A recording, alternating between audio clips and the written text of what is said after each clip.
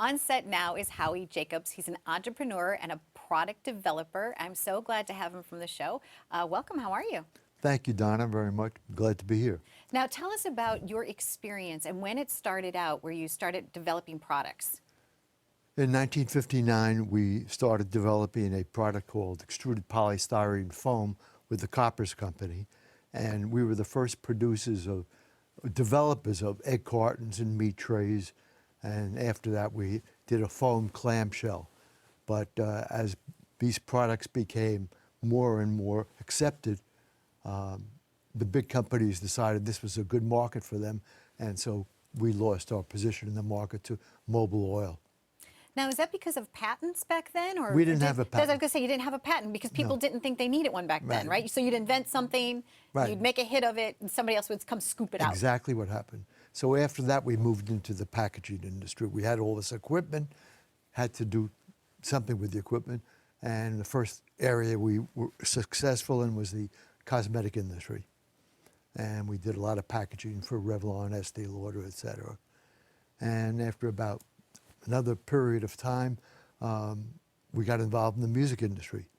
And we were fortunate to run into Lou Vaccarelli at Columbia Records, and he gave me my start in the music industry. And this is one of the types of packaging that you guys made, right? The outer clamshell package is That's what it. you made? That was the first CD package that was manufactured here in the U.S.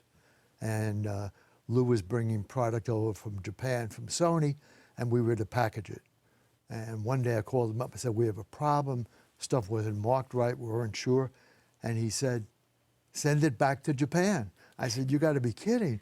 He said, no, I want you to send it back. So we sent it back, and after that, everything came in properly marked. And I was making a joke with you in the green room about one of Lou's sayings about something being commercially acceptable, right? Right. It has to be almost perfect in his book. Yes, absolutely. Right? And if not, then at least commercially acceptable, which means like one step below perfect. Okay. Right?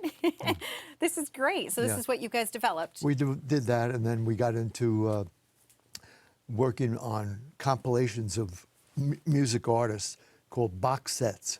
Okay. And we did about over 100 of them for all of the major music labels, whether it was Barbra Streisand or Frank Sinatra, James Brown. We produced those boxes, and they were quite successful for a long time. Bruce Springsteen was the biggest one, the initial one. Ah, Born in the USA. Is that the one that he did? Yeah.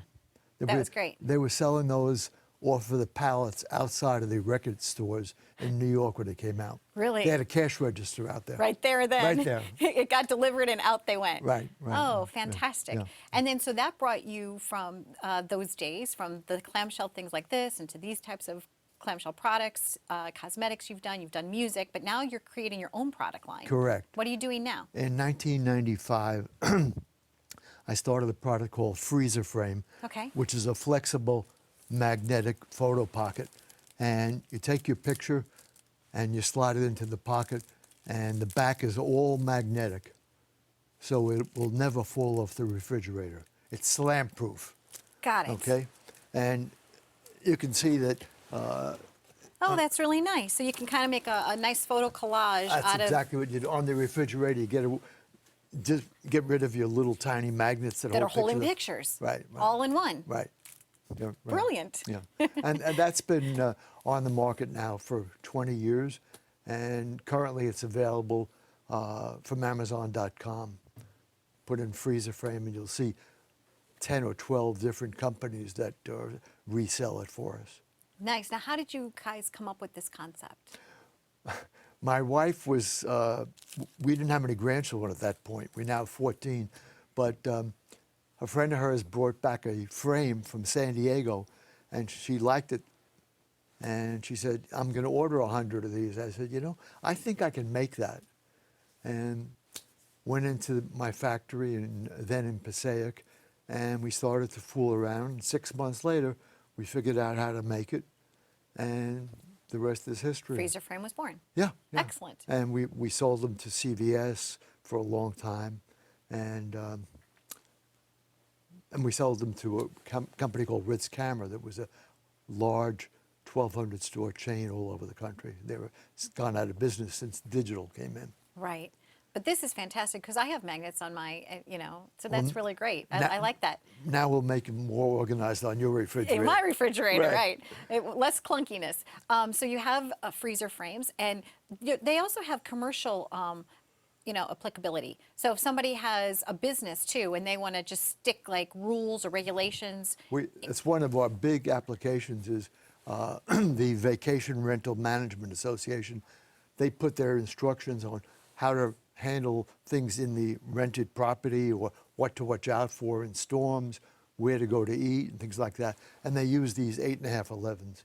And then most recently, the Budweiser distributors around the country, there's a thing called a beer cave. And a beer cave is where you walk in and there are 100 different selections in the beer cave, and it's cool. It's a cold room.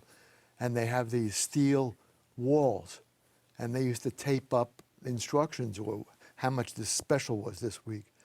And one of the distributors found us, and said, hey, we need those. we need those. And now we're selling a couple hundred Budweiser distributors, and we're also selling the Miller Coors distributors. Very nice. So you Congratulations. got to keep developing other products outside of the photo industry, because the photo industry has gone down. It seems to me like you've kept up with the times by continuously changing and innovating That's things. it. You're an innovator. And the last thing we did was we had all these freezer frames, and our capacity was far greater than our customers' needs.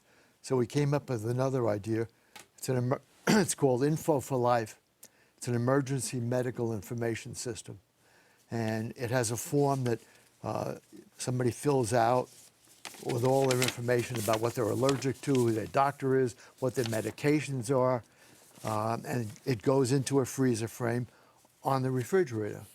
So when the EMS people come, they see this sticker on the door, tells them look on the refrigerator.